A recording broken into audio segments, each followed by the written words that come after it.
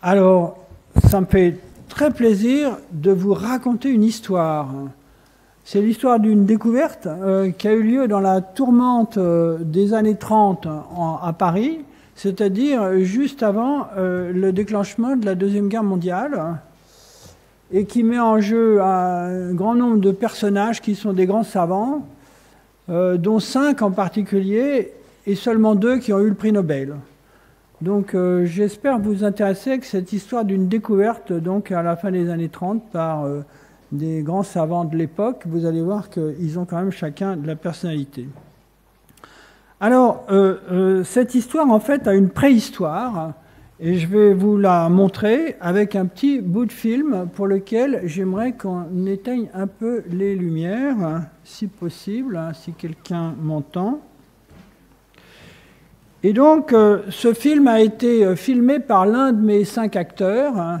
Il représente de l'hélium liquide, donc ça se passe à très très basse température. L'hélium, c'est un gaz dont il y a une faible concentration dans l'atmosphère, un gaz rare, qu'on peut liquéfier à condition de descendre vers moins 270 degrés Celsius, c'est-à-dire assez près du zéro absolu, 0 Kelvin. Donc là, c'est à environ 2 degrés Kelvin. Et donc, ce dont se sont aperçus ces chercheurs, et qui est montré sur ce film que l'un d'entre eux, Jack Allen, a réussi à faire, disons, un peu plus tard, c'est qu'en dessous de 2 degrés, ce liquide arrête de bouillir, et qui est un phénomène assez bizarre. Alors, allons-y. Donc, on va entendre un peu la voix de ce monsieur qui s'appelle Jack Allen, qui a... Bon, donc voilà, vous voyez en bleu ici, là, de l'hélium liquide dans une sorte de récipient à base de wire, si vous voulez, un récipient. Au-dessus, il y a la vapeur, là, il y a le liquide. Voilà, on entend sa voix, et puis je vais la couper parce que c'est moi qui parle. Et donc, ce qu'il fait, c'est qu'il a mis ici, vous voyez, une résistance chauffante dans cet hélium liquide. Ici, il y a un thermomètre, donc il est encore, mais voilà. Mais il pompe, alors ça refroidit, comme tout liquide qu'on pompe, il se refroidit, et comme il chauffe ici, ça bouillonne, ça bouillonne, ça bouillonne, comme un liquide qui bout, quoi. Et donc la température descend assez vite, il a des grosses pompes qui pompent, et il va se passer quelque chose ici, là, à 2,2 Kelvin, donc moins 271 degrés. On y est presque, ça bouillonne, ça bouillonne, ça bouillonne, ça bouillonne, attention, attention, et voilà. D'un seul coup, ils ont observé en 1932, ils l'ont mieux filmé là cette fois-ci, que ce liquide à l'air ordinaire, normal, quand on chauffe et qu'on pompe, ça bout, et qu'en dessous de 2 degrés environ, 2,2, il arrête de bouillir. Il devient calme, comme s'il y a une espèce d'ordre qui s'installait dans ce liquide et dont l'origine était totalement inconnue. Alors c'est réversible, là il réchauffe, et donc à 2,2 Kelvin, ça recommence à bouillir. Donc cet hélium liquide a 2 états différents, un au-dessus de 2 degrés qui est normal, et puis un en dessous de 2 degrés qui est une espèce d'ordre mystérieux que les gens ne comprenaient absolument pas. Donc je continue, et pour vous dire que le premier qui a découvert ça, c'était un Canadien à Toronto en 1932, puis ça a été reproduit, et là très bien filmé plus tard. Alors, ce qui s'est passé ensuite, c'est qu'il y a des gens à Cambridge en Angleterre, alors cette fois, je ne me rappelle plus s'il y a un pointeur ici ou pas. Ah là peut-être.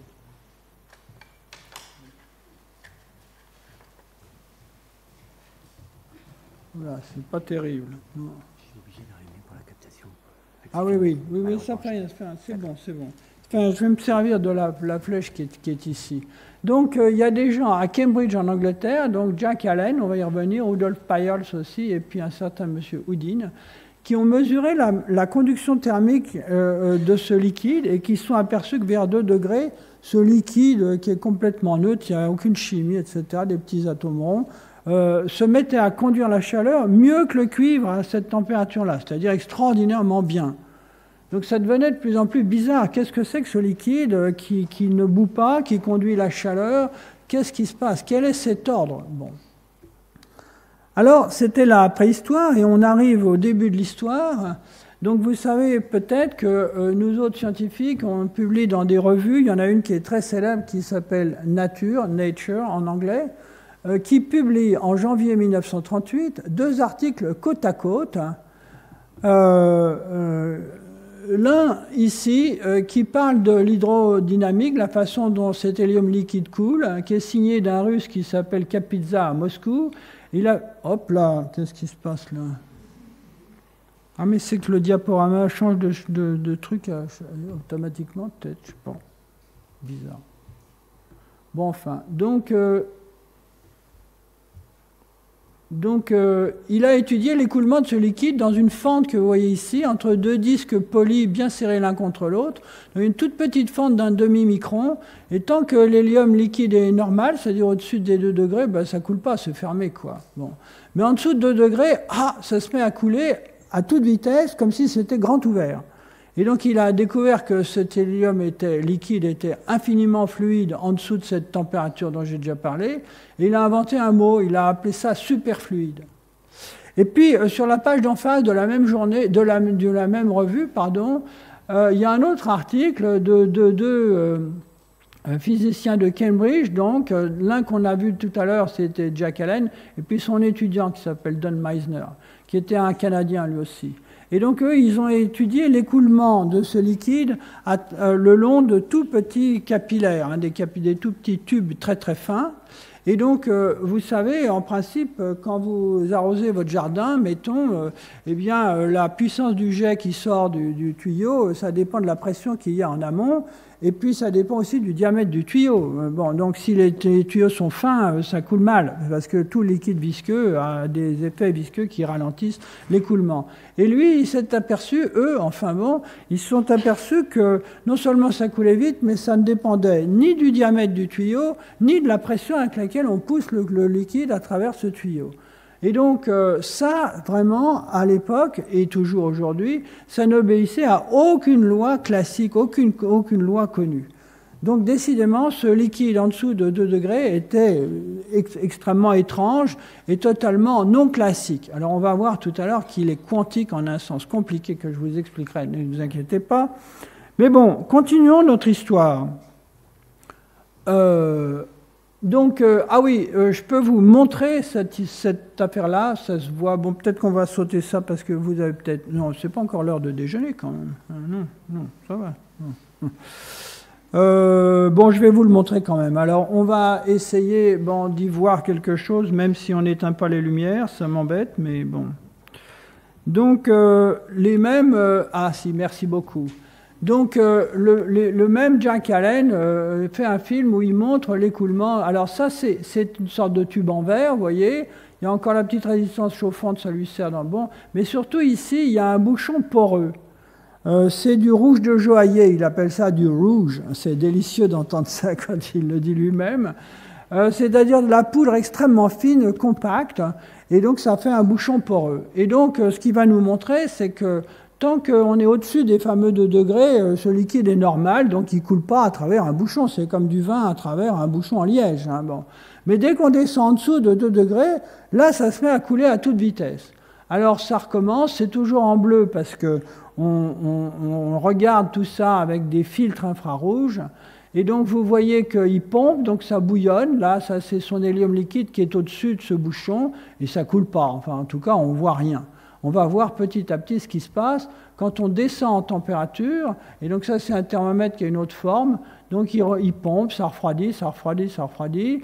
Et puis vers 2 degrés, 2,2, absolu, bien sûr, Kelvin, eh bien, on va s'apercevoir que ce liquide commence à goûter. Il va commencer à pleuvoir ici. Alors, ça y est, ça commence.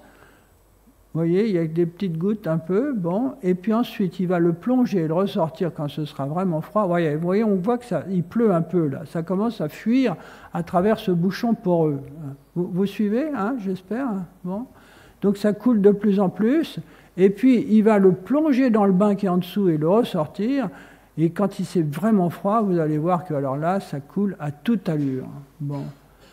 Donc on continue. Bon, il va le plonger, allez, voilà, il le plonge pour le remplir et il le ressort. Et vous allez voir que là, ça coule, c'est incroyable. Hop, voilà, il le plonge, il le remplit par le haut, il le ressort vite, et là, waouh, ça coule à toute allure. Bon. Ça coule en plus toujours à la même vitesse, ça coule vite, même quand il y en a très peu, alors qu'un liquide normal, classique, ça devrait couler vite quand le niveau est là-haut, et puis de plus en plus lentement quand on arrive à le vider. Voyez. Bon, donc je ne sais pas si vous aimez mes films, ils sont historiques, alors moi je les aime beaucoup, mais bon. Un peu plus tard, il va faire une expérience qui est très connue aussi pour nous autres physiciens, qui est que, on va y aller directement d'ailleurs, c'est par là je crois. Voilà, il a une espèce de petit vase avec un bout pointu en dessous, il va le remplir d'hélium liquide, et ce qui va se passer, c'est que l'hélium liquide qui est là, il remonte le long des parois, il fait le tour, il redescend et ça va se mettre à goûter en dessous. Donc l'hélium liquide en question, dit superfluide par M. Capizza, eh bien il est capable de se vider tout seul d'un récipient dans lequel on le met, quoi. Vous prenez un verre, vous mettez de l'hélium superfluide dedans, eh bien ça se vide parce que ça fait le tour des bords et puis ça tombe en dessous. Alors voilà la photo, et donc ça ne coule pas, sauf que quand il refroidit, ça va se mettre à couler par en dessous. Alors, on va y arriver, j'espère, bientôt.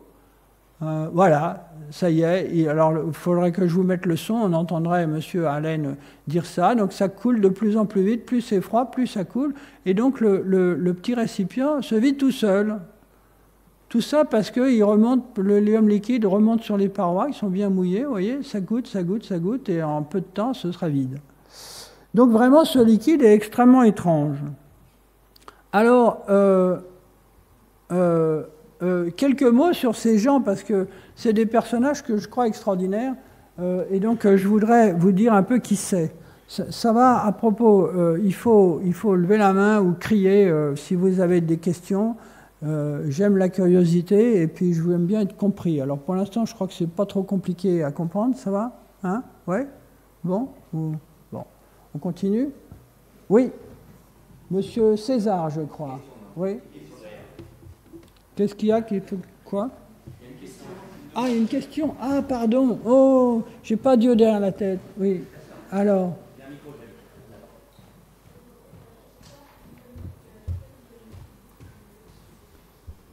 Pourquoi est-ce que l'hélium liquide bout en dessous d'une certaine température et au-dessus de 2 degrés Kelvin? Alors, ce que j'ai essayé de vous expliquer, c'est que l'hélium liquide au-dessus de 2,2 Kelvin, c'est un point critique qu'on appelle le point lambda. Bon, peu importe. Il bout comme tous les liquides normaux. Hein. Quand vous mettez une casserole sur le feu, ça bout, quoi. Bon. Quand vous pompez sur un liquide normal, ça bout aussi, parce que la température et la pression jouent des rôles symétriques dans cette histoire de changement d'état. Bon. Et donc, pourquoi l'hélium liquide cesse de bouillir en dessous de 2 degrés? On avait obtenu en 1935 à Cambridge une réponse partielle. Les gens ont mesuré la conductivité thermique et ils se sont aperçus que l'hélium liquide en dessous de 2 degrés, donc l'hélium superfluide, conduit extraordinairement bien la chaleur. Le résultat, c'est qu'il n'y a pas d'endroit plus chaud que les autres. Dans votre casserole, quand vous la mettez sur le feu, le fond est beaucoup plus chaud que le reste, et même des petites aspérités du fond où il y a une forme qui favorise la nucléation des bulles. Et donc, ça crée des bulles à ces endroits chauds qui ensuite montent à travers le liquide et font toute cette turbulence, vous voyez. Mais si l'eau conduisait la chaleur aussi bien que l'hélium superfluide, la température serait absolument homogène partout, et ça s'évaporerait quand même par la surface, mais sans ce phénomène de germination de bulles tout au long des parois aux endroits chauds. Est-ce que c'est plus clair? Ouais? Ah, chic. Hein. Bon, il y a d'autres questions? C'est bien parce que vous voulez connaître la réponse avant même que... Bon, enfin, bien. Alors, je continue. Donc, qui était ce monsieur Capizza qui avait écrit l'un de ces 2 articles publiés dans l'Arbe Nature en janvier 1938? Eh bien, c'était un Russe d'origine. Vous voyez, il était né à Kronstadt. Ma petite flèche, ah voilà. Et puis assez rapidement, il avait émigré à Cambridge, donc en Angleterre, dans le laboratoire d'un monsieur très connu qui est Ernest Rutherford, qui était le père de la physique nucléaire et prix Nobel en 1908, pour avoir compris entre autres que l'atome c'est un noyau qui est très petit par rapport à un nuage électronique qui est beaucoup plus grand. Bon. Et donc il était en Angleterre et il était tellement génial que le même Rutherford, qui était quand même un monsieur extrêmement, je me répète, extrêmement connu, lui avait carrément fait construire un laboratoire pour lui, que voici, c'est ce laboratoire qui s'appelle le Mond Laboratory. Mond, c'est le nom de famille des gens qui avaient fondé et puis qui étaient présidents d'un énorme trust de chimie industrielle anglais qui s'appelait le Imperial Chemical Industries et qui étaient des gens qui pratiquaient le mécénat. Donc ils avaient donné à la Royal Society, c'est-à-dire l'Académie des sciences anglaises, beaucoup d'argent, et puis ils vont continuer d'ailleurs à subventionner la recherche un peu partout. Et donc ils avaient construit cet admirable bâtiment pour que M. Capizza, génie émigré en Angleterre, je cherche ma flèche, elle a dit, ah là voilà, ait de la place pour faire ses expériences. Bon. Et donc, pour étudier l'hélium liquide, il faut commencer par le liquéfier. Donc, il avait construit un liquéfacteur, c'est une machine qui consiste, grosso modo, à comprimer le gaz et puis la détente refroidie. Et si on fait ça bien, ça produit de l'hélium liquide. Et donc, ce liquéfacteur marchait le 19 avril 1934. Il a commencé à produire ses premières gouttes. Sauf qu'en le même 1934, à peine quelques mois après, c'était le centenaire de Mendeleïev, le fameux Mendeleïev du tableau, hein, et que Kapitsa a voulu aller voir sa famille à Saint-Pétersbourg, qui devait s'appeler à l'époque Petrograd, avant de s'appeler Leningrad peut-être déjà, je ne sais plus. Bon, je m'y perds un peu. Demandez à votre prof d'histoire, il doit savoir mieux que moi. Et donc, en 1934, il va à Saint-Pétersbourg fêter le centenaire de Mendeleïev, voir sa famille, et là, il est séquestré par Staline. Parce que Staline lui dit, écoutez, si vous êtes si génial, il était quand même un peu prétentieux, alors il avait beaucoup dit qu'il était génial, et donc Staline lui dit, si vous êtes si génial, alors on va vous mettre au service de l'Union soviétique. Et donc il a été interdit à partir de là de sortir, interdit d'émigration en somme. Tout ceci à avoir, vous allez voir beaucoup avec les problèmes d'immigration, d'émigration, d'exil, de réfugiés. On va en retrouver d'autres exemples. Mais je continue. Et donc, il est séquestré par Staline à Moscou. Il a du caractère. Alors, il dit à Staline, écoutez, mais là, il faut me construire un laboratoire. Donc, Staline lui construit ce laboratoire magnifique qui s'appelle l'Institut Kapitsa à Moscou, où je suis d'ailleurs allé, et dont le style est évidemment très stalinien, mais assez beau, surtout l'hiver. Et donc, dans ce nouveau laboratoire gigantesque, il construit un nouveau liquéfacteur parce que Rutherford a gardé ce fameux liquéfacteur qui est très précieux à cette époque. C'est pas facile de faire de l'hélium liquide à des températures pareilles. Et donc, c'est là qu'il travaille et qu'en quelques mois, il envoie la lettre à Nature que je vous ai montré tout à l'heure, où il a fait des expériences sur l'écoulement à travers une petite fente.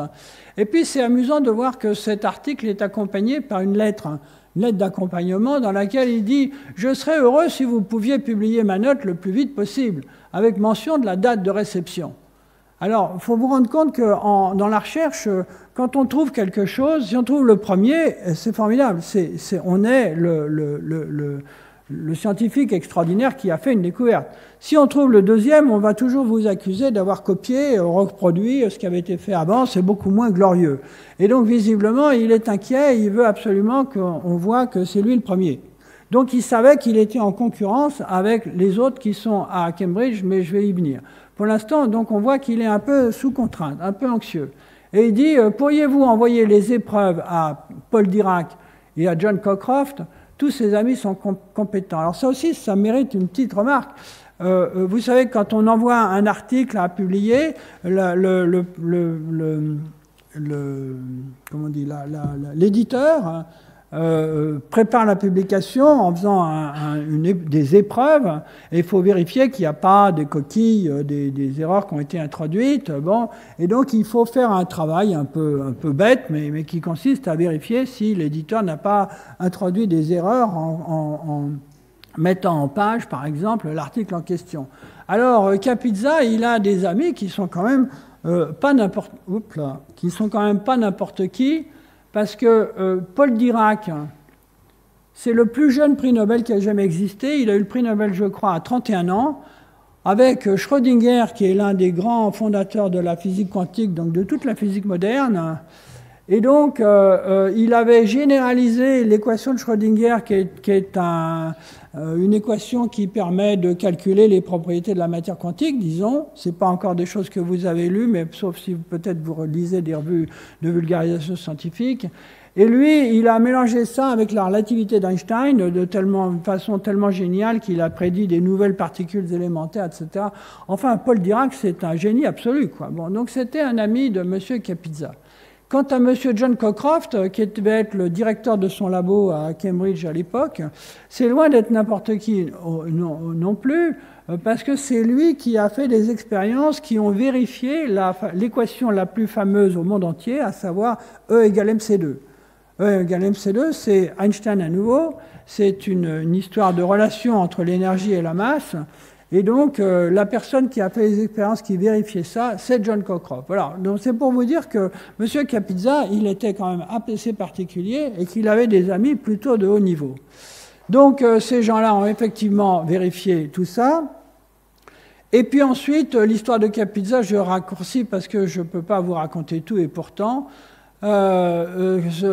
Staline va l'obliger à travailler à la construction de la bombe atomique.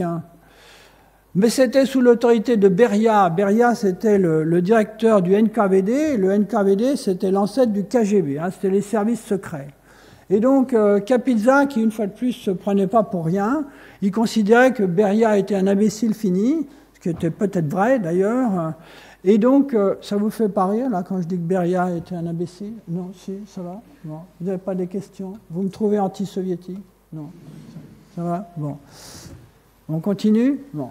Donc, il refuse de travailler avec la bombe. Alors du coup, il est mis en disgrâce, on le vide de son laboratoire. Bon. Mais en 1953, Staline meurt, Beria est exécuté carrément, et donc il recommence à faire de la physique, et puis en 1978, il reçoit le prix Nobel. Bon, 40 ans après sa découverte, c'est tard, mais quand même, c'est lui qui l'a eu. Bon.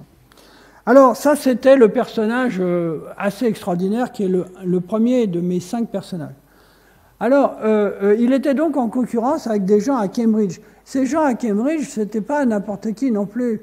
Ce Jack Allen, il était canadien et il avait été recruté par Rutherford pour remplacer Kapitsa. Quand Kapitsa était séquestré par Staline, il avait besoin de remplir les postes pour continuer la recherche. Et donc, il avait recruté Jack Allen avec Rudolf Pyers, pour chacun la moitié d'ailleurs du salaire de Kapitsa, qu'on avait exigé un gros. Donc en divisant par 2, il pouvait embaucher 2 personnes. Bon. Puis il a fait venir ce jeune étudiant, Don Meissner, avec lequel il a travaillé. Et puis donc le 8 janvier 1938, son article est paru, donc je vous l'ai dit, je vous l'ai montré dans la revue Nature. Et puis ce qui a étonné beaucoup de gens, c'est qu'au début de son article, leur article, Allen et Meissner, ils citent Kapitsa. Ils parlent de l'article de Kapitsa. Donc, ils connaissaient l'article de Kapitsa avant d'écrire leur article à eux. Donc, il y a beaucoup de gens qui ont dit « Ah, ben, il a copié, puisqu'il savait ce que les autres avaient fait, il n'avait que recopié. » Alors, en tout cas, moi, c'est pas du tout... J'ai fait une étude très longue et très précise de tout ça. Je crois qu'il était au courant de la concurrence avec Kapitsa. Quand l'article est arrivé, on savait qu'il avait travaillé sur la même chose bien avant. On lui a demandé de bien vouloir publier en même temps, et c'est ce que la revue a accepté de faire, c'était de publier face à face, une page de Kapitsa, une page de Allen et Meissner, parce que franchement, il n'y avait pas de priorité l'un sur l'autre. Mais il y a beaucoup de gens, bien sûr, surtout en Union soviétique, qui ont dit « Ah, mais attention, il avait 19 jours d'avance, Kapitsa. » Alors tout ça est idiot, c'est pas vrai, les travaux étaient indépendants, je l'ai vérifié en long et en large, et donc je crois quand même qu'il y a une certaine injustice, ça arrive, parce que si Kapitsa a reçu le prix Nobel en 1978, c'est quand même Allen et Meissner qui avaient vraiment compris que l'hydrodynamique était non inconnue, quoi. Kapitsa, il trouvait que la viscosité devait être très très faible, ou si ce n'est quasi nulle, ce qui est surprenant. Mais vérifier en étudiant l'écoulement dans de nombreuses expériences qu'à travers un fin capillaire, l'écoulement ne dépend ni du diamètre ni de la pression, et donc c'est une hydrodynamique inconnue par les lois de la physique classique, ça c'est vraiment une découverte solide, et ça c'est Allen et Meissner, et c'est pour ça que je fais partie des gens qui regrettent que Allen et Meissner n'aient pas partagé ce prix Nobel avec M. Kapitsa, mais bon, ça c'est mon opinion personnelle. Alors, Allen, qui était donc un immigré canadien en Angleterre, il va finir sa vie tranquillement, c'est une immigration réussie. Il a été nommé professeur à St Andrews, c'est une ville de l'Écosse, dans le nord de l'Écosse, comme vous savez peut-être. Et puis, il va prendre sa retraite, il va faire les films que je vous ai montrés, et puis il aimait bien le rayon vert. Vous savez, au coucher du soleil, il y a, paraît-il, un petit rayon vert au moment où le soleil se cache. Bon, on y croit, on n'y croit pas, mais ça, il aimait la photo, etc. Et puis, il est mort à St Andrews à 2001. Voilà, Monsieur Jack Allen. Alors, là, je me demandais si Kapitsa avait trouvé le premier, mais je vous en ai déjà parlé rapidement, donc je continue. Ça, c'est le cahier d'expérience. Vous savez, quand on fait de la recherche, enfin, vous ne savez peut-être pas, mais quand on fait de la recherche, on a un cahier dans lequel on marque tous les jours ce qu'on a trouvé. Alors, c'est très important, surtout si on travaille en groupe, parce qu'il faut noter tout ce qu'on a fait si on veut que l'autre ou les autres sachent ce qu'on a fait. Donc c'est très important. Et puis en plus, c'est une trace du travail par le jour après jour. Et donc dans ce cahier, on trouve que des mois, c'est indiqué par les petites flèches, mais on ne voit pas très bien, des mois avant d'envoyer leur article à la revue Nature, ils faisaient des expériences déjà sur l'hélium liquide. Ici, on voit flow and je ne sais pas quoi, donc ça coulait. Ici, un long capillaire avec de l'écoulement visqueux, ça dépend de la température. Bon. Donc on voit bien que des mois avant, il n'a pas copié, c'est pas vrai, il était déjà sur ce sujet. Ils étaient en concurrence. Vous comprenez? Oui, ça va? Bon. Alors je continue, parce que le 5 février, donc on était en janvier tout à l'heure, et on est en février, donc à peine un mois plus tard, cette histoire rebondit. Ce liquide était bizarre, mais le même Jack Allen, ce coup-là avec un autre qui s'appelle Harry Jones, toujours à Cambridge en Angleterre, il découvre ce qu'on appelle l'effet Fontaine. Alors l'effet Fontaine, c'est encore un tube en verre en forme de bouteille, voilà mon pointeur, en forme de bouteille, comme ça il y a encore une résistance chauffante, il y a encore un bouchon poreux ici, et il s'aperçoit que quand on envoie un peu de chaleur de ce côté-là du bouchon, eh bien, ça fait jaillir l'hélium liquide à travers le trou sous forme d'une petite fontaine. Alors ça, franchement, il manquait plus que ça. Déjà que c'était incompréhensible, mais là, vraiment, il n'y avait pas moyen de comprendre ça dans les lois, avec les lois classiques de la physique. Alors, j'ai à nouveau une petite séquence filmée. Merci beaucoup. Et donc, on va essayer de vous montrer ça. Voilà. Donc ça, c'est la petite bouteille, hein, vous voyez, avec son... Bon, alors, il le plonge dans l'hélium liquide, on voit dehors, et puis il se met à chauffer, et voilà ce qui se passe. Alors, il met plus de courant, ça monte plus haut, moins de courant, ça monte moins haut. Il y a des gens qui s'amusent à envoyer la radio, alors ça danse en même temps, en rythme, bon, c'est amusant. Bon. Donc ça, c'est l'effet Fontaine. Voilà, merci pour les lumières, on continue. Et donc à ce moment-là, il me manque une diapo, là. Oh là, c'est dommage. Ah non, là, voilà. Oh là, je les ai un peu inversés. Donc, à ce moment-là, il y a un troisième personnage dans mon histoire qui s'appelle Fritz London. Vous suivez, il y en a eu déjà deux qui faisaient des expériences, Kapitsa et Allen. J'en suis au troisième. Alors, celui-là, c'est un théoricien qui, face à cette fontaine et aux histoires de liquide qui coulent tout seul dehors et qui conduisent la chaleur, etc., se pose des questions. Et a une idée révolutionnaire, il dit que ce qui explique probablement cette superfluidité, c'est quelque chose qui s'appelle la condensation de Bose-Einstein. Alors c'est Einstein, bien sûr, qui, à partir des travaux de Bose, a imaginé quelque chose de très étonnant dans la physique quantique que vous connaissez peut-être, mais peut-être pas, qui est la chose suivante. En physique quantique, il y a ce qu'on appelle la dualité. Il y a M. De Broglie qui est associé à ça et qui nous dit que les particules, c'est aussi des ondes. Et donc, par exemple, des électrons ou même des photons, qui sont des grains de lumière, c'est à la fois des grains qui sont quelque part et des ondes qui sont un peu partout. Et donc ça, c'est très difficile à admettre et on continue à trouver que la physique quantique, c'est décidément incompréhensible. Mais bon, ça fait 100 ans, et même plus de 100 ans que ça dure, et on continue à penser qu'effectivement, pour bien comprendre la matière, il faut admettre que les particules sont aussi des ondes. Alors, à la rigueur, bon, admettons, on a fait des expériences, on fait des expériences d'interférence avec de la matière, c'est bon. Mais au niveau d'une particule, bon, admettons, mais 1 litre d'hélium liquide, imaginez que c'est une onde, alors que c'est là, dans sa bouteille, ça paraît invraisemblable.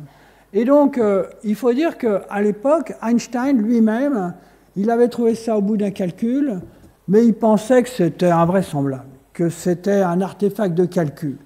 Et donc, il a écrit à son ami Ehrenfest, Paul Ehrenfest, un autre théoricien, qu'il aimait bien parce qu'ils jouaient de la musique de chambre ensemble. Voilà Paul Ehrenfest à gauche, Einstein à droite, et puis le fils de Paul Ehrenfest, qui s'appelait aussi Paul Ehrenfest, sur les genoux d'Einstein, et visiblement Einstein jouait du violon et puis Ehrenfest du piano, donc ils avaient des choses à faire ensemble, mais aussi de la physique. Et donc Einstein avait écrit à Ehrenfest, bon, c'est la théorie de la condensation dont je parle, c'est-à-dire une sorte d'accumulation des atomes tous ensemble dans une onde macroscopique qui est la superposition de toutes ces petites ondes associées à tous les atomes. Hein, c'est un peu bizarre, mais je vais vous montrer un dessin tout à l'heure. Il trouvait que la théorie était jolie, mais il doutait qu'il y ait quoi que ce soit de vrai là-dedans, quoi. Bon. Et London, lui, il a pensé que si, c'était justement ça qui était responsable de cet ordre qui s'installe dans ce liquide bizarre. Et donc, comme vous voyez là-haut, là, c'est toujours dans la revue Nature, et London était à l'Institut Henri Poincaré, alors c'est au quartier latin, là, tout près, bon, et il avait envoyé cet article le 5 mars. Donc, je crois que c'est une découverte fondamentale, parce que grâce à cette idée, qui va devenir une théorie et qui sera vérifiée par de nombreuses expériences, la physique quantique, ce n'est plus, comme on dit parfois dans les médias et même à la radio et même par des gens très compétents comme par exemple Étienne Klein, que vous entendez peut-être de temps en temps à la radio, on dit oui, la physique quantique, c'est la physique des atomes, c'est la physique du microscopique. Eh bien non, c'est pas vrai. C'est la physique aussi du macroscopique, c'est-à-dire de ce qu'on peut voir à l'œil nu, et je vous ai montré. Alors, ici, j'ai une illustration de ce que peut être la condensation de Bose. Donc c'est à gauche, parce que la revue Science a publié une image qui est complètement idiote, et donc parfois je le dénonce. Il faut voir qu'à haute température, les atomes dans un gaz, vous voyez, c'est des petits points qui sont quelque part, qui ont une trajectoire, qui bougent de manière un peu aléatoire, mais que quand on refroidit, ça devient une sorte d'onde ou de paquet d'ondes qui est symbolisé ici, dont la longueur d'onde, vous voyez, ça s'élargit de plus en plus quand on refroidit, et finalement, elles se superposent les ondes sur les autres pour former une onde macroscopique qui, ici, est une onde stationnaire dans la boîte. Alors bon, c'est un peu abstrait, c'est pas facile, mais ça, c'est des concepts qui sont, que vous apprendrez si vous faites de la physique plus tard. Voilà. Alors, je voulais, et j'avais inversé mes transparents, je m'en excuse, enfin, je vous prie de m'en excuser, vous dire un peu la biographie de M. London à son tour. Eh bien, lui non plus, c'était pas n'importe qui. Donc, il était né en 1900 à Breslau, en Prusse orientale. C'est devenu Wrocław en Pologne parce que les frontières ont bougé, comme vous savez peut-être. Et en 1927, il avait fait des études de philosophie, en fait, en même temps que de la physique et de la chimie. Et donc, il avait rejoint le grand Schrödinger à Berlin. Mais en fait, c'est avec Walter Heitler, à ne pas confondre avec Hitler, bien sûr, qu'il a travaillé. Et il a compris quelque chose d'absolument fondamental, pourquoi 2 atomes d'hydrogène se regroupent pour faire une molécule H2. Et donc, en comprenant ceci, à partir de la physique quantique, dont j'ai déjà parlé plusieurs fois, mentionné, London fonde la chimie moderne. Donc c'est vraiment quelqu'un de tout premier plan. Et puis quand Hitler prend le pouvoir, eh bien évidemment c'est catastrophique parce que Fritz London a des origines juives et que les lois anti-juives sont promulguées en avril, avec tout un tas d'horreurs que vous connaissez sans doute, et donc Fritz London s'enfuit. Il s'enfuit où? Il s'enfuit en Angleterre parce qu'il est attiré par un certain monsieur Frédéric Lindemann à Oxford. Donc on a parlé de Cambridge tout à l'heure, maintenant c'est Oxford. Et donc ce Frédéric Lindemann, lui aussi, c'est encore un personnage extraordinaire, enfin de mon point de vue, parce que c'est le fils d'immigrés allemands qui ont fondé le Imperial Chemical Industries dont j'ai parlé, ce trust de l'industrie chimique en Angleterre. Mais en fait, il est aussi aviateur, enfin je ne crois pas qu'il soit cycliste d'ailleurs, mais enfin bon. Et donc, il va être anobli, il va devenir Lord Cherwell, et surtout, il était le conseiller de Churchill. Et donc, c'était quelqu'un que ses amis surnommaient the prof, le prof, hein, par respect, sans doute, parce que comme vous, ils respectaient leur professeur. Bon. Mais ses détracteurs n'aimaient pas son accent allemand, alors ils l'appelaient le baron Berlin. Bon, enfin bref, ce Frédéric Lindemann n'était pas bête face aux catastrophes en cours dans l'Allemagne nazie. Il est allé recruter à Berlin et à Breslau un certain nombre de scientifiques pour créer un laboratoire de physique des basses températures de toutes pièces à Oxford, parce qu'il sentait que ces propriétés de la matière à très basse température, c'était intéressant. Et donc, parmi ces chercheurs qui trouvent à Berlin ou à Breslau, il y a un certain Franz Simon, qui va devenir Sir Francis Simon en étant naturalisé anglais et anobli. Il y a Kurt Mendelssohn, qui est un lointain cousin de Félix et Fanny Mendelssohn, les compositeurs de musique. Il y a Nicolas Kurti, qui est hongrois et qui va jouer un rôle très important par la suite, en particulier dans les problèmes de la bombe atomique pendant la guerre. Et puis Heinz London, qui est le frère de Fritz London. Et donc il arrive à les attirer tous, y compris Fritz London lui-même, grâce à une bourse de 3 ans financée, toujours pareil, par le mécène extraordinaire qu'est ce trust de chimie, fondé par un père et son fils, Ludwig et Robert Mondt. Alors qu'est-ce qui se passe ensuite? En 1935, comme beaucoup de chercheurs, il voyage, donc il va faire des conférences, en particulier à Paris, à l'Institut Henri Poincaré, et au Collège de France, invité par le grand Paul Langevin et le directeur de son labo qui s'appelle Edmond Bauer. Et puis en septembre 1936, en fait, sa bourse anglaise de l'ICI, elle s'arrête. Parce que les Anglais n'ont pas prévu que le nazisme resterait au pouvoir pendant si longtemps. Et donc il avait une bourse de 3 ans, elle s'arrête et ils n'ont plus rien. Heureusement, la France prend le relais grâce à un comité d'accueil des savants étrangers qui a été fondé par un biologiste qui est encore un immigré. Décidément, les immigrés ont fait des choses absolument extraordinaires pour la France scientifique à cette époque, et ils continuent, et qui vient d'obtenir le soutien du gouvernement de Front Populaire. Enfin, c'est toute une histoire, mais là, je ne vais pas rentrer là-dedans. Entre autres, ils ont fondé aussi le Centre national de la recherche scientifique, le CNRS, qui est mon employeur. Et donc tout ça, ça permet d'offrir du travail à Fritz London, qui était réfugié en Angleterre, mais dont l'Angleterre ne pouvait plus subventionner les recherches. Donc il passe sa thèse avec Louis de Broglie dans son jury, enfin bon. Et à propos de réfugiés, vous voyez, les savants sont des réfugiés qui ne sont pas ordinaires, parce que c'est des savants qui connaissent, la science est mondialisée depuis longtemps, donc les savants connaissent d'autres savants avec qui ils ont des relations amicales et professionnelles depuis longtemps, ce qui permet d'être invités, d'être accueillis, qu'on aide leur refuge. Alors que les immigrés anonymes, malheureusement, ils arrivent et ils cherchent tout, ils ont besoin de tout et ils n'ont rien, quoi. Les savants réfugiés sont quand même particuliers. Et donc à Paris, il arrive et il entame sa collaboration avec mon 5e personnage, je vais y arriver, qui s'appelle Laszlo Tisza. Et puis je vais vite sur la suite, il va y avoir une nouvelle catastrophe qui est la déclaration de guerre en septembre 1939, qui va forcer London à se réfugier un peu plus loin aux États-Unis, où il obtient un poste de professeur en chimie théorique à Duke. C'est une université qui est à Durham, en Caroline du Nord, où il explique que décidément, par rapport à la France, c'est pas pareil, que franchement, il est triste d'avoir quitté la France, mais il en a bien été obligé. Et puis en 1954, en fait, il était malade et il meurt prématurément. Et c'est sans doute ce qui fait que, malgré le génie en question qu'il avait, il n'a pas reçu le prix Nobel. Alors, voilà pour mon 4e personnage, et j'arrive au 5e. Ah ben non, ça y est, j'ai déjà dit. Ah ben j'ai 2 trucs en double. Je suis désolé, j'ai préparé ça hier soir, j'ai pas tout fait exactement comme il fallait.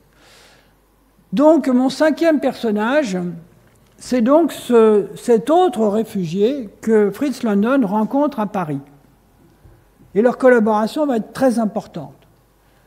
Il s'appelle Laszlo Tisza, donc vous voyez, il a un nom hongrois, il est effectivement né à Budapest, il a fait ses études en Allemagne avec les plus grands, à Göttingen, à Leipzig, bon. Et puis en 1934, il a fait 1 an de prison. Il a fait 1 an de prison parce qu'on l'a accusé de connaître des communistes. Ce qui, dans un État ultra-nationaliste, comme les national-socialistes de Hongrie à cette époque-là, mérite 1 an de prison. Donc il est emprisonné, au bout d'1 an il en sort et il a un ami qui s'appelle Edward Teller qui va émigrer plus tard aux États-Unis et qui l'aide à trouver ce qu'on appelle un postdoc. Vous savez, nous autres chercheurs, à l'époque c'était déjà comme ça, quand on commence la recherche, on est étudiant en thèse, on passe une thèse de doctorat, à la suite de quoi on est considéré comme docteur ès sciences.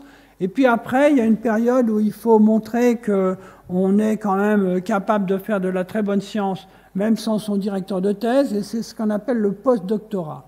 Et donc juste après sa thèse, Tisza va en post-doctorat en Union soviétique.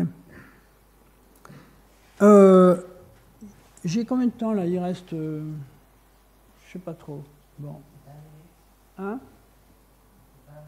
20-25 minutes, c'est formidable. Vous avez l'air encore réveillé, c'est bon, hein? Bon, alors, mais quand même, mon histoire avance, vous inquiétez pas trop. Donc, il part en URSS à Kharkov, chez un autre grand monsieur qui s'appelle Landau, grâce à un ami Teller. Bon. Sauf que en 1937, c'est-à-dire très vite en fait, le régime stalinien se durcit. Le Landau en question, qui est un génie absolu, fondateur de toute la physique moderne en Union soviétique, est arrêté. Il faut dire qu'il avait trouvé le moyen, lui aussi il avait du caractère, d'écrire un tract dans lequel il comparait Staline à Hitler. Alors ça n'a pas beaucoup plu au NKVD, ancêtre du KGB, qui l'ont enfermé dans ce qu'on peut appeler les geôles de Staline. Et là, intellectuel un peu frêle, il était en train de dépérir quand Kapitsa a réussi à le faire sortir de prison en jurant au KGB, enfin au NKVD, qu'il se portait garant de Landau, au sens que si Landau osait lever le petit doigt à nouveau contre le régime stalinien, il serait volontaire pour être emprisonné à sa place. Drôle d'époque, hein. Bon. Et donc, dans toute cette tourmente, notre Hongrois immigré en URSS s'enfuit à nouveau et il se réfugie au Collège de France, donc à Paris, grâce à une bourse du CNRS qui vient d'être fondée, qui d'ailleurs s'appelle à l'époque la CNRS, parce que c'est la caisse au lieu de le centre, qui sera seulement en 1939. Et donc, il arrive au Collège de France, et là, vous avez une photo de Tisza, avec Edmond Bauer, le directeur du labo de Paul Langevin. Son ami d'origine russe, réfugié aussi, qui s'appelle Michel Magat, et mademoiselle Lydia Ox, qui est d'origine allemande, et qui est une étudiante en thèse dans le même laboratoire. Donc vous voyez que le directeur du labo est entouré de 3 réfugiés de 3 pays différents à une époque terrible. Et donc, Tisza a une idée non moins géniale. Il réussit à développer l'idée de London que la mécanique quantique, c'est aussi à l'échelle macroscopique, que c'est même un litre d'hélium, c'est une onde, etc., qui sont quand même... Bon. Il prolonge, il développe cette hypothèse, et il arrive à quelque chose qui est encore plus étonnant, à mon avis, pour vous, j'espère, mais on va voir. Il prétend que cet hélium liquide très calme, qui ne bout pas, etc., qui coule tout seul, c'est en fait un mélange de 2 fluides. Alors vous savez, quand vous prenez de l'huile et du vinaigre, ça se sépare. Vous avez l'huile d'un côté et le vinaigre de l'autre. Sauf si vous mettez de la moutarde avec, qui sert de savon et qui fait que ça se mélange un peu sous forme d'une émulsion. Mais bon, il y a des liquides qui sont non miscibles comme l'huile et le vinaigre, et puis il y a des liquides qui sont miscibles comme, mettons, l'eau et l'alcool. Donc vous mettez de l'eau et l'alcool, ça se dissout l'un dans l'autre, ça fait un liquide homogène. Sauf que, dans son cas, Tisza prétend que c'est un mélange de 2 fluides qui peuvent se déplacer l'un à travers de l'autre indépendamment. Donc c'est comme si vous imaginiez que de l'eau et de l'alcool, et que les molécules d'alcool peuvent bouger indépendamment des molécules d'eau, ce qui est totalement impossible. Et donc cette nouvelle idée incroyable, c'est TISA. Il y a des tas de gens qui n'y croient pas. Fritz London lui-même, eh bien ils avaient raison tous les deux. L'avenir leur donnera raison. C'est une découverte que je crois fondamentale parce que la physique quantique fait un saut du microscopique, les atomes, vers le macroscopique, 1 litre d'hélium, et aussi vers la cousine de la superfluidité dont je dirai un mot à la fin, qui s'appelle la supraconductivité. Ça, c'est des métaux dans lesquels il y a des électrons, et les électrons peuvent, eux aussi, faire de la condensation de Bose-Einstein, se mettre collectivement sous forme d'une onde qui se déplace sans résistance, et c'est pour ça que les supraconducteurs n'ont pas de résistance électrique. Donc, vous voyez, deux chercheurs réfugiés, Collège de France et Institut Henri Poincaré, qui se rencontrent, qui réfléchissent, un peu mais bien, sur des phénomènes extrêmement bizarres qu'on a découverts et qu'on ne comprenait pas, et qui font faire à la physique un saut majeur. Alors j'avais un transparent sur le malheureux Landau. Bon, je vais peut-être sauter parce que je vous en ai déjà dit pas mal. Il a eu le prix Nobel lui aussi, et aussi en même temps un grave accident de voiture, et il mourra lui aussi prématurément, mais enfin lui, il a eu le prix Nobel. Bon, ça c'est le cahier où Landau a écrit le nom de TISA, et donc c'est en russe, mais vous avez tous fait du russe, donc vous voyez que là il y a marqué Lifshitz, avec qui il a écrit une douzaine de livres d'enseignement pour le supérieur qui sont toujours en usage et qui couvrent toute la physique. Ils savaient tout, ces gens-là. Là, il y a TISA, vous voyez, TISA. Et donc, il était le 5e élève de M. Landau à Kharkov avant les catastrophes qu'ont été l'emprisonnement, le stalinisme, etc. Bon. Là, il y en a un autre qui a fait beaucoup de choses sur les supraconducteurs dont j'ai dit un mot, qui s'appelle Abrikozov, vous voyez, Kagan, Gorkov. Bon, vous apprendrez le russe si vous ne le savez pas, hein? Non? Oui? Bon, mademoiselle est d'accord, formidable. Je continue et je vais arriver à la fin. Donc 70 ans plus tard, j'ai fait allusion à cette découverte, à ces personnages, et puis maintenant, plus tard, qu'est-ce qui s'est passé? Eh bien, on a découvert une autre propriété extraordinaire de ces superfluides, qui est commune avec celle des supraconducteurs, qui est que ces superfluides ne tournent pas comme des liquides ordinaires.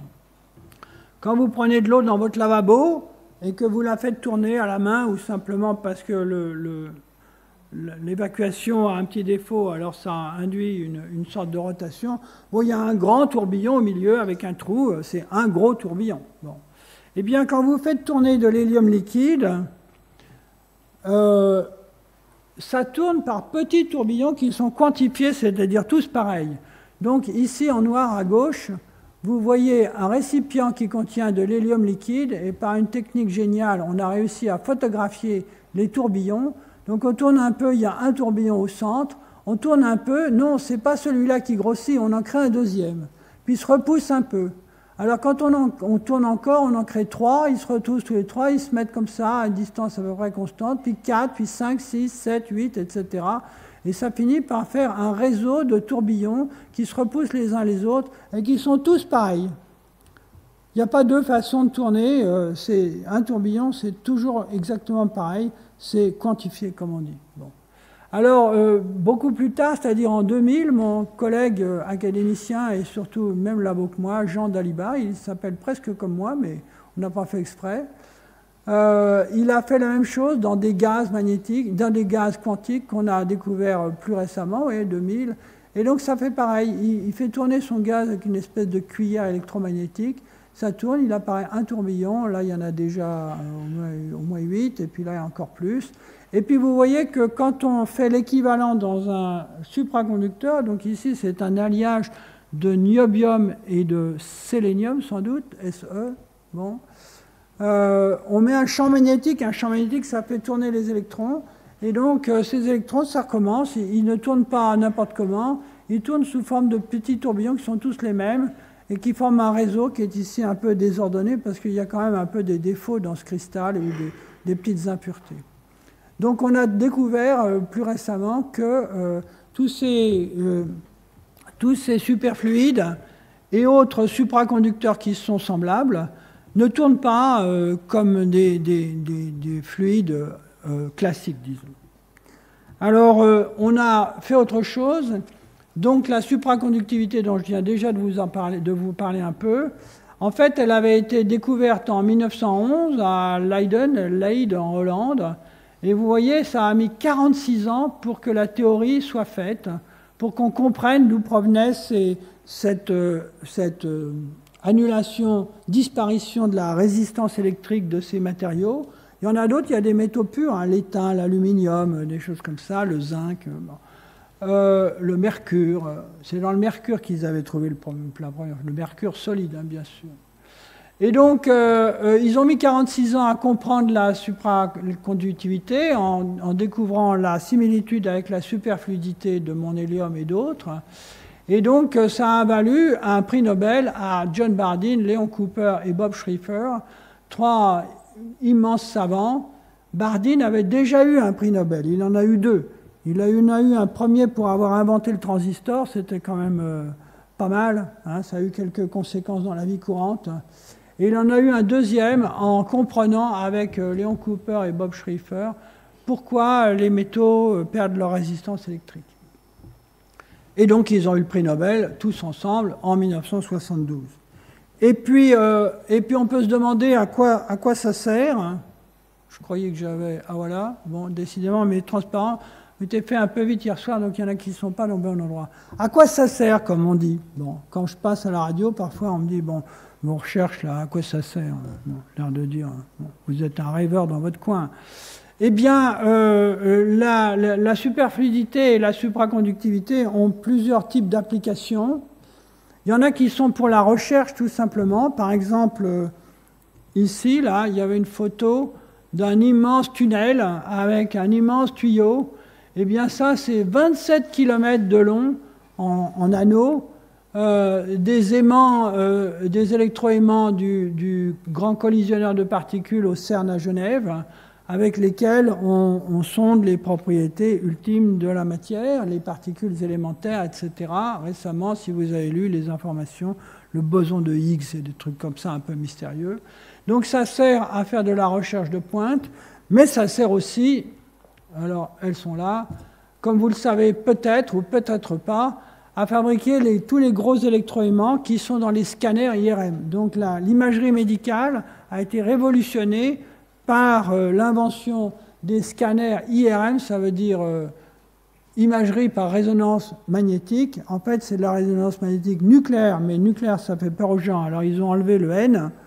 Mais ça consiste à faire tourner les noyaux d'hydrogène des molécules d'eau à une vitesse qui dépend du champ magnétique et avec une intensité qui dépend de la densité d'eau locale. Et en faisant des cartes comme ça, on finit par faire des images en regardant la quantité d'eau qu'il y a dans chacun de vos tissus, y compris dans le cerveau, que maintenant on peut voir fonctionner. On voit le cerveau penser parce qu'on voit l'activation des régions qui sont en train de penser, de calculer, de faire votre activité cérébrale. Donc voilà, donc, les superfluides et les supraconducteurs ne sont pas des inventions pour le plaisir, c'est aussi des choses extrêmement utiles, y compris dans la vie quotidienne. Voilà, alors pour finir, au cas où vous voudriez en savoir plus, on ne sait jamais, pour ceux qui sont physiciens déjà, mais je ne crois pas qu'il y en ait beaucoup, vous pouvez aller lire un article pour physiciens où on voit tous les détails, tous les détails scientifiques que j'ai publié dans ce journal américano-anglo-suédois, enfin finlandais, pardon, qui s'appelle La découverte de la superfluidité. Et puis l'un de mes livres, c'est celui-ci, La pomme et l'atome, dont tout à l'heure je me suis laissé aller à vous parler un peu à propos de mon vélo, de la turbulence, du ciel noir, etc. Ben, là-dedans, il y a aussi un chapitre qui raconte cette histoire, mais ce que là pour grand public, donc à la rigueur pour vous, si ça vous plaît. Ça s'appelle La pomme et l'atome, et le 6e chapitre raconte la même histoire. Donc si vous voulez, vous pouvez aller chercher ça. Ça vient d'être réédité en poche, alors du coup c'est moins cher. Voilà, je vous remercie, j'espère que cette histoire vous a intéressé.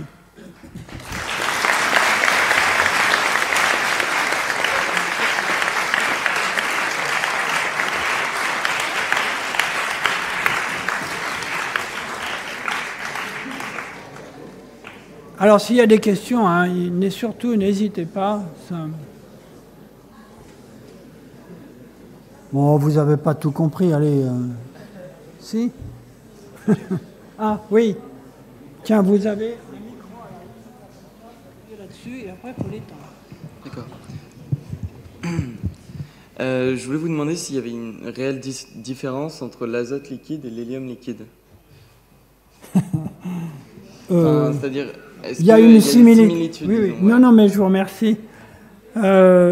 Bon, l'azote et l'hélium, c'est évidemment deux éléments différents, hein, c'est pour ça que je souris. Mais effectivement, aussi, il y a quelque chose de commun, c'est que c'est des liquides qui servent à refroidir. C'est des réfrigérants. Alors, simplement, l'azote liquide, c'est à moins 196 degrés, donc c'est relativement facile, quoique il faut quand même des machines pour fabriquer de l'azote liquide. Et ça sert à beaucoup de choses, y compris en médecine, parce que ça permet de garder au froid des cellules, des organismes, je sais pas moi. Maintenant, l'hélium liquide, c'est quand on a besoin de beaucoup plus froid, puisque là, on n'est pas à... C'est mieux de le dire en degrés absolus, donc en Kelvin. Donc l'azote liquide, c'est 77 Kelvin. 77 et 196, ça fait bien 273. Hein. Alors que l'hélium liquide, c'est 4 degrés. À pression atmosphérique, quand on pompe dessus, on arrive à 1 degré. Pour avoir la conductivité thermique maximale dont on a besoin pour les électroaimants du CERN, il faut être à 1,9 degré. Donc vous voyez, on est beaucoup plus froid. En fait, on peut descendre beaucoup plus froid. Et d'ailleurs, dans mon laboratoire, vous savez que le zéro absolu, c'est à moins 273,15 en fait. Eh bien, dans mon laboratoire, on descend en dessous de moins 273,14. Donc à 7 millièmes du degré du zéro absolu. Ça, c'est pour parler un peu cryogénie. Donc, pour résumer ma réponse à votre excellente question, c'est tous les deux des fluides réfrigérants. Ça dépend ce qu'on veut en faire. Mais bon, d'un point de vue de la chimie, évidemment, c'est très différent. D'ailleurs, c'est intéressant aussi, les atomes d'hélium, c'est des petits atomes ronds, c'est des gaz rares, donc ils ont une couche d'électrons qui est pleine, et ils n'ont aucune ou pratiquement aucune propriété chimique. Hein, c'est complètement inerte. Alors que l'azote, oh là là, ça fait des tas de choses, depuis les engrais jusqu'à l'ADN. Hein, bon. D'autres questions? Oui. Levez-vous et puis parlez fort, parce qu'autrement, comme je suis vieux, j'entends pas de loin. Allô? C'est bon? Oui. Ok. Vous avez dit Monsieur Cap... C'est bon? Ah, c'est pas branché? Si. À Cambridge. Monsieur Capizza à Cambridge, il avait... Ah, oui, c'est mieux. Oui, c'est mieux, mais il faut tenir le micro près de votre bouche. Vous pouvez le coller contre le menton, ça marche très bien, ça. Comme ça? Voilà. Oui, puis Okay. vous ne bougez plus. Donc, Monsieur Capizza à Cambridge, il avait découvert... Oui, gardez votre micro là. Voilà. Il a construit un liquéfacteur, oui. Et ensuite, en Russie, en fait, j'ai oublié ce que vous avez dit. Il recherchait sur quoi? Alors, je reprends. Donc, pour faire du froid, comme on l'a dit en répondant à la question précédente, il faut de l'hélium liquide. Et l'hélium liquide, c'est quand même à moins 270 degrés ou plus, donc c'est quand même un peu difficile. Et il faut voir que dans les années 30, il n'y avait que 5 ou 6 laboratoires dans le monde entier où on savait liquéfier l'hélium qui, en principe, est gazeux. D'ailleurs, c'est pour ça qu'on gonfle les ballons des enfants dans les squares pour les faire flotter en l'air, parce que l'hélium, comme vous savez, est un gaz léger.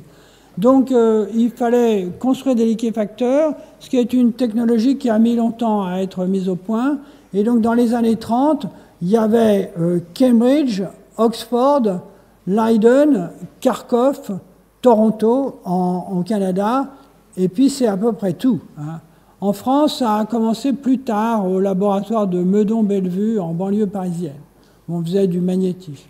Donc un liquéfacteur capable de produire de l'hélium liquide, c'était très très précieux pour tous les gens qui voulaient étudier les propriétés de la matière à basse température. À propos, parfois, sauf si vous en avez assez de mes histoires, non? Ouais, oh, vous êtes gentil. Ouais. Bon. Parfois, on me demande, et la physique du froid, ça sert à quoi? Et je réponds souvent par une comparaison. Quand vous êtes le matin et qu'il y a du brouillard, ça vous empêche de voir. La lumière ne se propage pas, il y a du désordre qui sont toutes ces gouttelettes en suspension. Bon. Quand vous refroidissez de la matière, l'agitation thermique diminue. Hein, par exemple, vous refroidissez un gaz, ici c'est de l'azote et de l'oxygène, plus un petit peu d'hélium. Je vous taquine, hein, mais bon. Et donc ces molécules se propage à grande vitesse, à la vitesse d'un avion à action. Je crois que c'est de l'ordre de 500 mètres par seconde, donc ça fait 1800 km/h, entre deux collisions avec d'autres molécules, etc. Donc c'est ça une image de l'agitation thermique d'un gaz à une certaine température. Quand vous refroidissez, ça va de moins en moins vite, de moins en moins vite, de moins en moins vite, et quand ça s'arrête, c'est immobile. Là, on est au zéro absolu, qui est une limite qu'on ne peut pas dépasser. Vous voyez? Bon.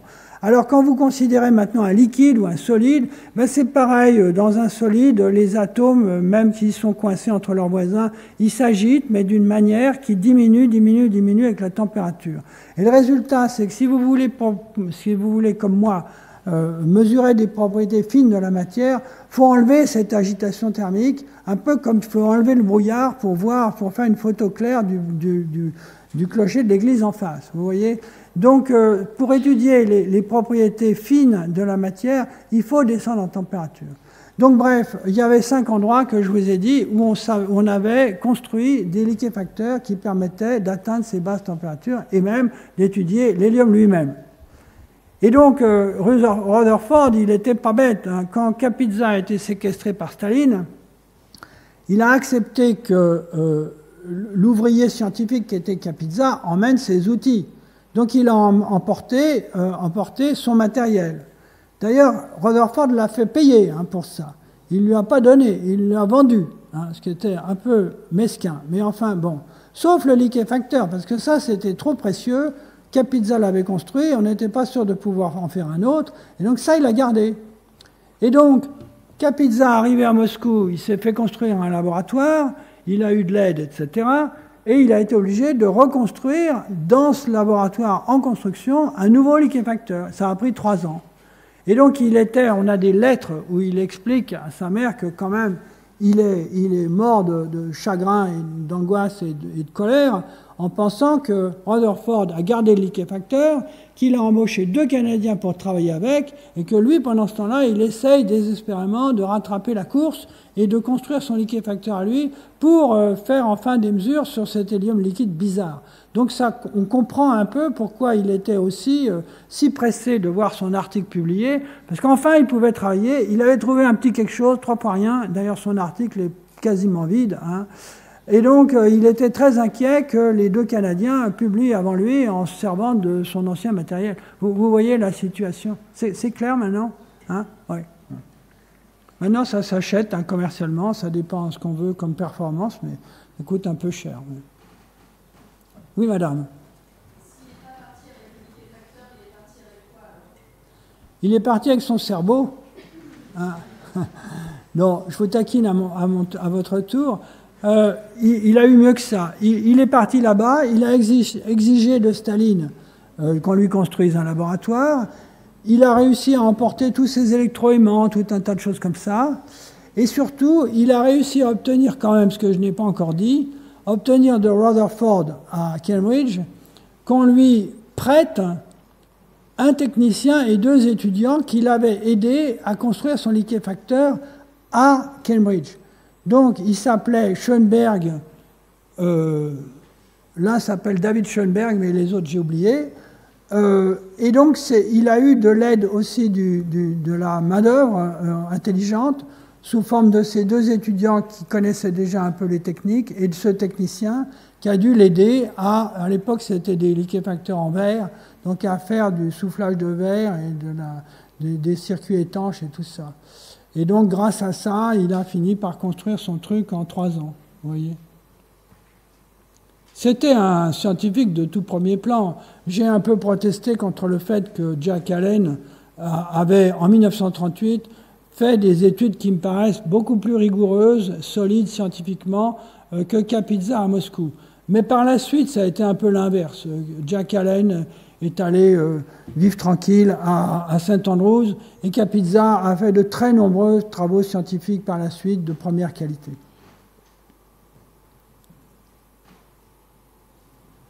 Mais quand même, c'était une tourmente spéciale. Hein. À cette époque-là, c'était pas facile de faire de la science et les gens qui en faisaient étaient loin d'être n'importe qui. Oui. Excusez-moi, j'ai peut-être pas mais je vous en prie.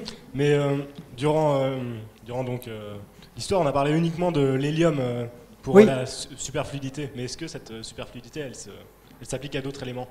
Ah, c'est une très bonne question. Et donc j'y ai un peu répondu, mais c'est à moi de m'excuser, enfin de vous prier de bien vouloir m'excuser, parce que j'ai pas insisté suffisamment. Les éléments principaux dans lesquels ça a été découvert, et à mon avis c'est très intéressant, c'est non plus des liquides mais des gaz. Ça s'est fait à partir de 1995, et à 2 endroits. Le MIT d'une part avec Wolfgang Ketterle, et ne cassez pas votre micro là, vous là. Oui. Excusez-moi, mais et d'autre part, c'est où déjà? Eric Cornell et Wyman là. Où est-ce qu'ils sont? D'un seul coup, j'ai un trou de mémoire. Ces gens-là ont étudié des gaz, et les gaz c'est moins compliqué que les liquides. Du coup, ils ont eu une preuve extrêmement précise qu'il s'agit bien de la condensation de Bose-Einstein sur laquelle il y a eu des histoires, c'est un liquide, pas un gaz, c'est plus compliqué, etc. Bon. Donc, les fluides principaux dans lesquels la superfluidité a été découverte, c'est donc ces gaz. Alors, dans l'ordre historique, il y a eu le rubidium, le sodium, et puis par la suite de très nombreux autres, l'hydrogène, le césium, etc. Et maintenant, des molécules, des gaz moléculaires, et avec des tas d'études extraordinaires qui peuvent faire espérer d'ailleurs d'autres applications.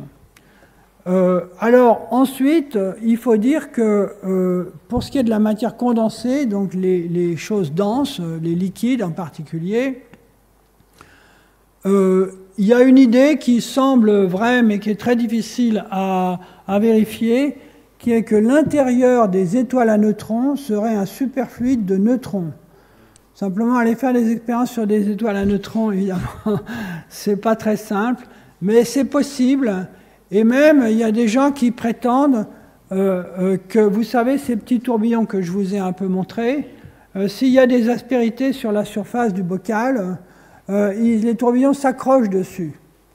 Et donc, les étoiles à neutrons, elles ont des sauts dans la vitesse de rotation. De temps en temps, ça saute, alors ça se voit quand on mesure je ne sais quel rayonnement qui vient de ces étoiles à neutrons. Et les gens pensent que ces sauts dans la vitesse de rotation sont dus au décrochement de tourbillons à l'intérieur du superfluide de neutrons, dont la densité est colossale, qui se décrochent et donc d'un seul coup, ça change la vitesse de rotation. Donc voilà, il est vraisemblable que ça existe. Maintenant, les fluides principaux dans lesquels il y a des superfluidités, comme j'ai dit, c'est les supraconducteurs qui sont des cousins des superfluides, dans lesquels il y a aussi un superfluide, sauf que c'est un superfluide, non pas d'électrons, comme j'ai dit un peu vite, mais de paires d'électrons pour des raisons quantiques que je peux essayer de vous expliquer si vous voulez vraiment, mais ça va m'emmener un peu loin. Vous voyez, donc il y en a plein des superfluides. Bon. C'est bien, vous avez des questions formidables. Oui, il y en a une là, et puis une derrière moi, au moins. Oui, alors chacun son tour. On n'a pas encore été de ce côté-là, mais c'est vous qui avez le micro. Bon, allez-y. Mais je ne vous oublie pas, ne vous inquiétez pas. Alors, j'écoute. J'ai une question qui n'a rien à voir avec les superfluides ou autres, mais c'est quelles sont les études que vous avez faites pour devenir chercheur? Ah, Ah oui, oui. C'est pas une bonne question? Hein? C'est pas une bonne question?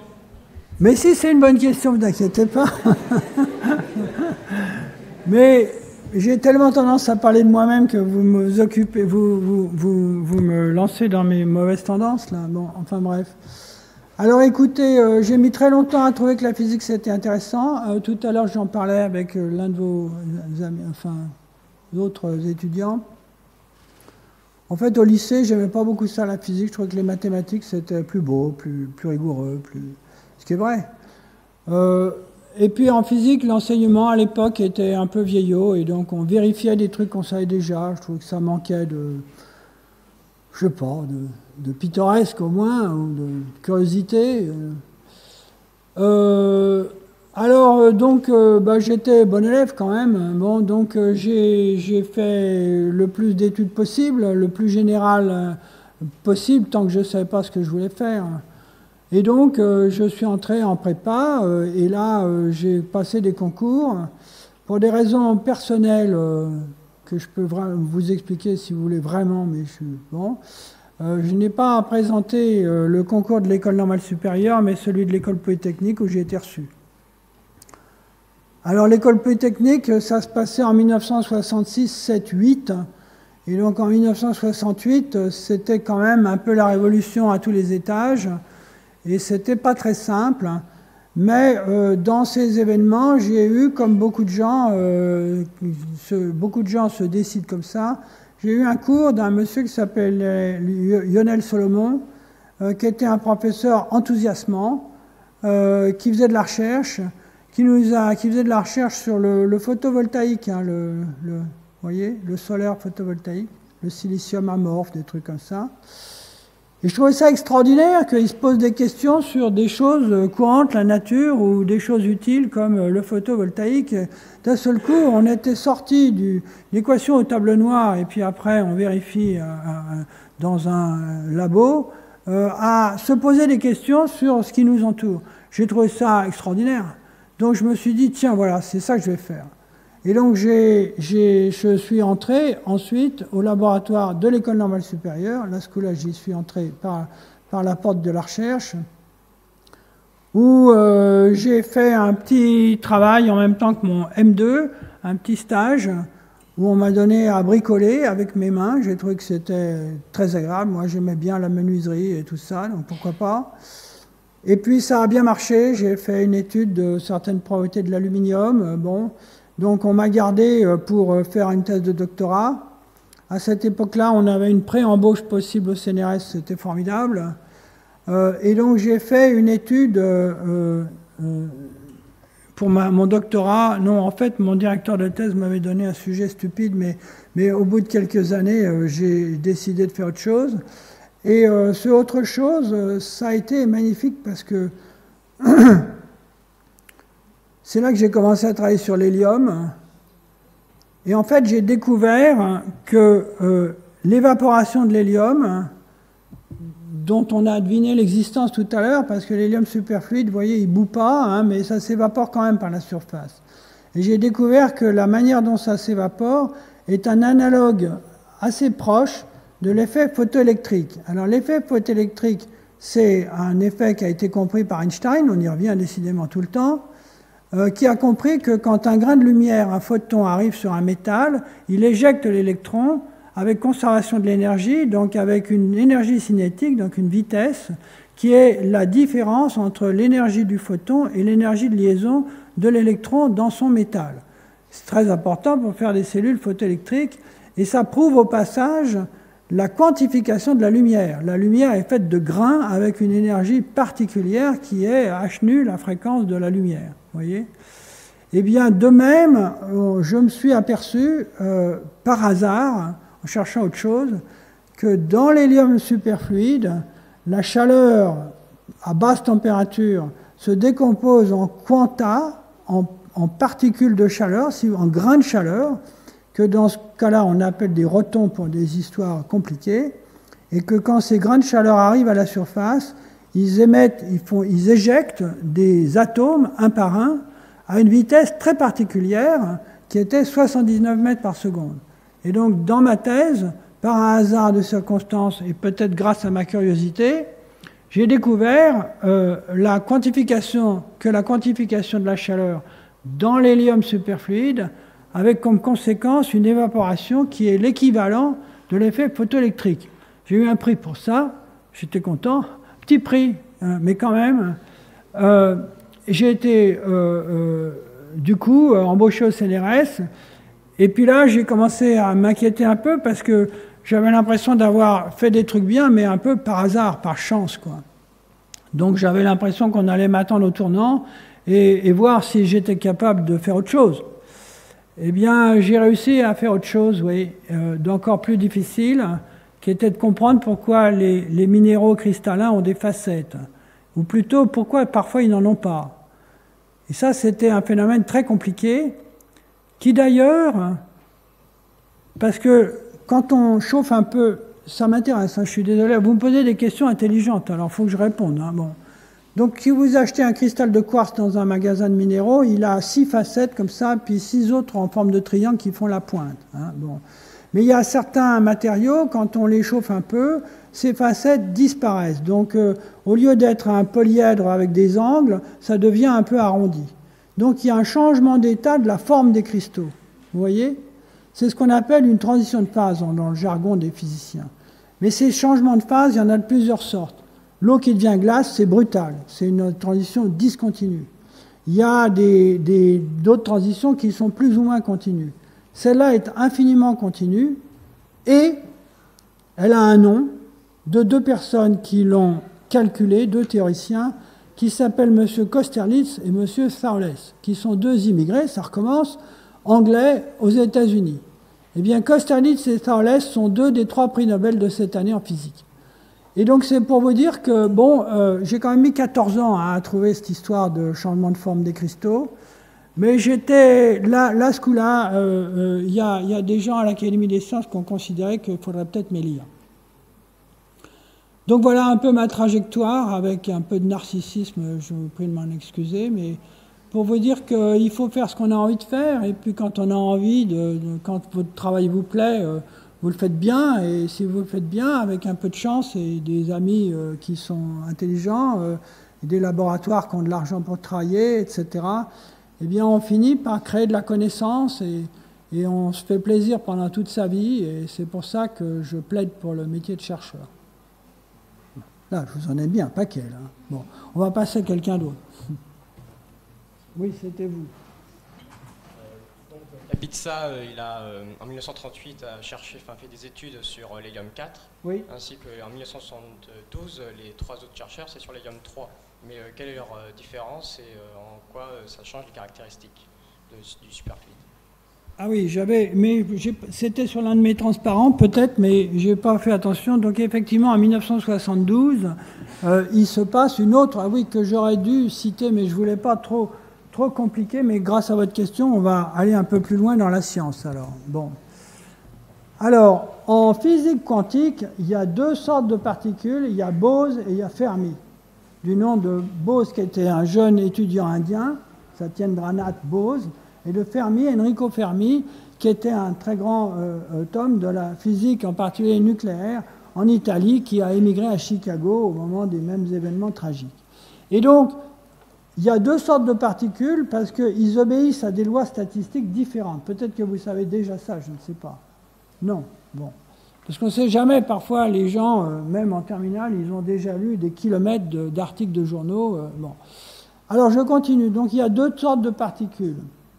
Elles sont différentes en ce sens que leurs propriétés collectives sont différentes. Elles obéissent à ce qu'on appelle des lois statistiques différentes. Et pour simplifier, on dit souvent qu'il y en a qui se mettent tous dans le même état, donc qui se comportent tous de la même manière, c'est les particules de Bose, et c'est pour ça qu'elles forment une onde macroscopique, c'est qu'elles sont toutes pareilles, elles sont toutes indiscernables, elles font toutes la même chose, et donc elles peuvent construire collectivement une onde de matière macroscopique. Et puis les autres, les fermions, donc les particules qui obéissent à la loi de Fermi, au contraire, elles sont individualistes, si vous voulez, en ce sens qu'on ne peut pas en mettre 2 dans le même état. Elles se repoussent, si vous voulez, et on peut les mettre une par une dans des états, donc avec des comportements particuliers. Alors, quelles sont les particules de Bose et quelles sont les particules de Fermi? Ça, c'est une histoire de symétrie. En fait, il y a une affaire de parité, et donc, il y a des particules paires et des particules impaires. Et en particulier, toujours, quand vous mettez deux particules de Fermi ensemble, au lieu d'être 1, elles sont 2. Ce n'est pas vraiment une molécule, mais ça peut y ressembler. Et en étant 2 au lieu de 1, alors elles changent de catégorie, elles deviennent Bose, alors qu'elles étaient une par une Fermi. Et donc, ce que les gens ont découvert en 1972, donc Lee, Richardson et Oshroff, qui ont aussi eu le prix Nobel, et que je connais évidemment très bien, en 1972, j'étais déjà dans les labos, ce qu'ils ont trouvé, c'est que l'hélium 3, alors l'hélium 3, comme son nom l'indique, il a 3 nucléons, 2 protons, 1 neutron, puis 2 électrons, ça fait 5. L'hélium 4, il a un neutron de plus, c'est 2 protons, 2 neutrons et 2 électrons, ça fait 6. Et c'est pour ça que l'hélium 4 est une particule de Bose, alors que l'hélium 3 est une particule de Fermi. Vous me suivez? Parce que c'est compliqué, hein, mais j'essaye d'être clair. Alors, bon. Sauf que si vous faites des paires d'hélium 3, ils sont un peu loin. Ce n'est pas des vraies molécules où les deux atomes seraient vraiment mélangés l'un avec l'autre. Non, ils sont un peu loin, avec des interactions attractives. Enfin bon. Si vous prenez des paires d'hélium 3, alors ça, c'est des particules de Bose, et donc on peut imaginer, et on l'a vérifié, et on l'a découvert, que ces paires d'hélium 3 peuvent se condenser au sens de Bose-Einstein et former un superfluide. C'est ce que les gens ont découvert en 1972, ils ont eu le prix Nobel à nouveau, et c'est l'analogue de la supraconductivité, où c'est aussi non pas les électrons un par un, mais des paires d'électrons qui forment un superfluide qui donne ses propriétés de supraconductivité à ces métaux ou à certains oxydes de métaux. Alors, en plus, ces condensats de paires de particules, ils ont souvent des propriétés magnétiques très intéressantes, ce qui est le cas de l'hélium 3, qui a 2 petits spins nucléaires, là, et donc ça donne des propriétés magnétiques, encore en plus de toutes ces propriétés étranges. Donc, j'avais voulu économiser votre temps. Ce coup-là, je suis rentré un peu dans les détails, j'espère que c'était clair. Oui. Vous n'êtes pas fatigué, vous? Non. Non, vous n'avez pas l'air, hein. C'est bien, ça me fait plaisir. C'est bon ou il y en a encore? Non? Ça va? Oui, mademoiselle en vert. C'est pour dire que je vous ai vu. Allumez votre micro, là. Voilà, je vous écoute. En fait, je voulais vous demander, est-ce que vous pouvez donner quelques exemples concrets de l'utilisation du superfluide? Eh bien, vous ne m'avez pas écouté, mademoiselle, c'est pas bien du tout. Mais enfin, qui nous parle plus, en fait. Donc, les superfluides, c'est moins utile que les supraconducteurs. Hein. Et donc, vers la fin de l'exposé, tout à l'heure, là, c'était là. Oui, dans la médecine. Mais donc là, vous voyez, il y a un trou où on rentre le corps en entier. Vous êtes trop jeune peut-être pour avoir eu un scanner IRM, comme on ne sait jamais. Il y en a parmi vous qui sont rentrés dans ce tuyau-là. Hein. Personne. Vous? Ah, bon. Et un autre, ça fait beaucoup de bruit là-dedans. Hein. C'est un peu... Il ne faut pas être claustrophobe. Bon. Toujours est-il que, vous voyez, il y a un trou au milieu parce que c'est un gros électroaimant qui est en forme de bobine autour de ce trou. Ce gros électroaimant, c'est en général un alliage de niobium, mais qui a besoin d'être refroidi pour permettre de faire un électroaimant dans lequel on met des méga-ampères, je crois, des millions d'ampères, afin d'avoir un très fort champ magnétique dans un grand volume, puisque c'est le corps entier. Et donc, ce genre de champ sur un aussi grand volume, avec du cuivre, c'est impossible, parce que le cuivre a quand même une petite résistance électrique, et donc il faudrait une rivière, et même ça ne suffit pas, pour refroidir ce cuivre si on faisait passer des millions d'ampères dedans. Vous voyez? Bon. Donc, l'application principale de cette propriété collective des fluides quantiques, donc la supraconductivité, à mon avis, la plus importante, c'est ces scanners IRM qui servent à l'imagerie médicale.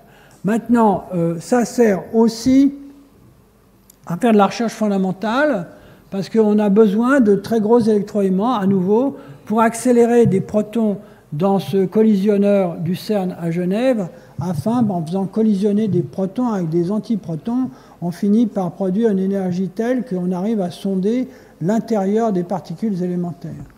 Mais ça, c'est de la recherche fondamentale, donc vous pouvez considérer que c'est utile à la connaissance, moins utile peut-être à la vie courante. Alors ensuite, il pourrait y avoir des applications dont on parle mais qu'on ne poursuit pas vraiment. Par exemple, les supraconducteurs, on peut les faire léviter, c'est-à-dire flotter tout seul au-dessus d'un aimant. Et donc, il y a des gens qui imaginent des trains qui flottent au-dessus de leurs rails, donc il n'y a plus aucun frottement, et on pourrait imaginer que ces trains aillent encore plus vite. S'ils sont suspendus en l'air par des bobines supraconductrices. Il y a un train qui fonctionne comme ça, hein, et si j'avais su, je vous aurais apporté un train miniature, avec un peu d'azote liquide, ça suffit, à propos, pour vous montrer un supraconducteur qui flotte tout seul. Je crois qu'on n'en est quand même pas aux applications commerciales. On pourrait faire des blindages particulièrement puissants aussi, pour protéger du bruit radiofréquence ou de tas de choses comme ça, pour des mesures très fines. Autrement, le superfluide lui-même, l'hélium, à part que c'est un système modèle qui a permis de comprendre ce phénomène fondamental, ce qui est quand même pas rien, hein, dans la vie courante, non, c'est un peu trop froid pour servir à tout le monde, quoi. Oui.